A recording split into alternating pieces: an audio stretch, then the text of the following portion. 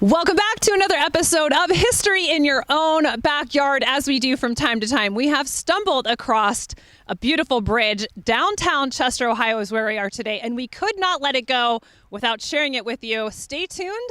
We'll tell you all about it.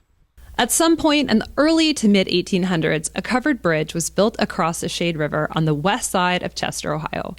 Unfortunately, in July of 1863, the bridge and nearby roller mill were torched by Confederate General and traitor John Hunt Morgan. A new covered bridge was built later that year and stood until 1926, when the covered bridge was removed and replaced with this Rainbow Arch Bridge.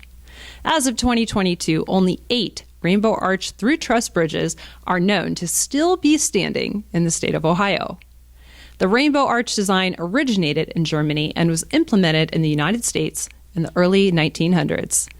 This rare bridge is 107 feet long and spans the Shade River on Ohio Route 248.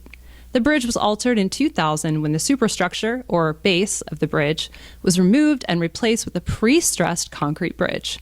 However, the original arches were retained and still shadow either side of the bridge, even though they are only there for decorative and aesthetic purposes. They don't really do anything to support the bridge itself, but they are beautiful.